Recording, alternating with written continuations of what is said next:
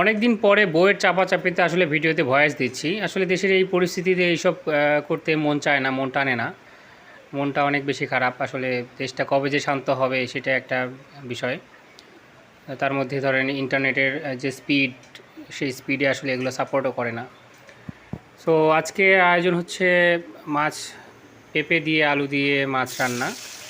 মাছটাকে সুন্দর করে ভেজে নিতে হবে আগে একটু।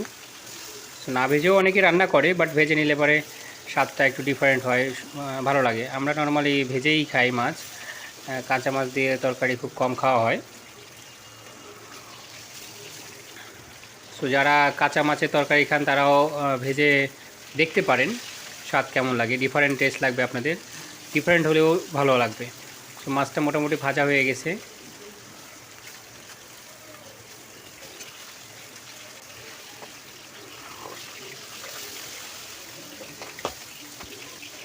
ভাজা হয়ে গেছে মাছটা, এখন তুলে ফেলবো। কড়াই থেকে তুলে ফেলা হচ্ছে।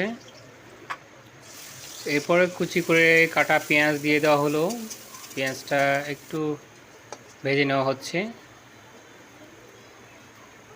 একটু লালচে ভাব চলে আসছে পেঁয়াজের মধ্যে। এরপর তুলে নেওয়া হলো, জিরা দেওয়া হলো, কাঁচামরিচ, তেজপাতা,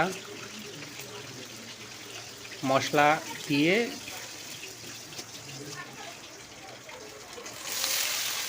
এরপর কেটে রাখা পেঁপে আলু দিয়ে দিতে হবে। হলুদ একটু দেওয়া হলো। হলুদ লবণ এগুলো আসলে কমন বিষয়, যে যেমন খান আর কি পরিমাণ মতো দেবেন লবণ এবং হলুদ। এটা খুব বেশি, অনেকে একটু বেশি খায়, আবার কেউ কম খায়। সেগুলো ডিপেন্ড করে কে খাচ্ছে তার উপরে। সো আলু এবং পেঁপেগুলো হালকা ভেজে নিতে হবে আর কি, সিদ্ধ হতে যতটুকু আগে আর কি।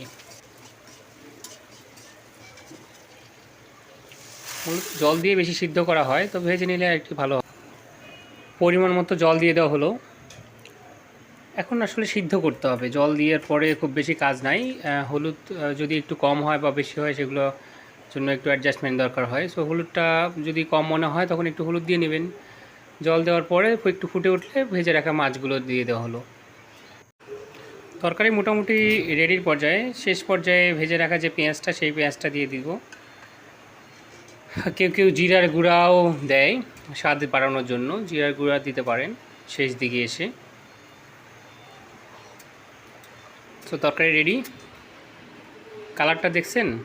কালারটা কিন্তু খুব ভালো হয়েছে। খুব বেশি তেল না, খুব বেশি ঝালের গুঁড়ার কিছুই না। এটা খুবই সুস্বাদু এবং স্বাস্থ্যকর একটা খাবার। আপনারা বাসায় ট্রাই করে দেখতে পারেন। যদি এই ভিডিও ভালো লাগে অবশ্যই লাইক দিয়ে শেয়ার করে কমেন্ট করে পাশে থাকবেন এবং ভালো থাকবেন, সুস্থ থাকবেন।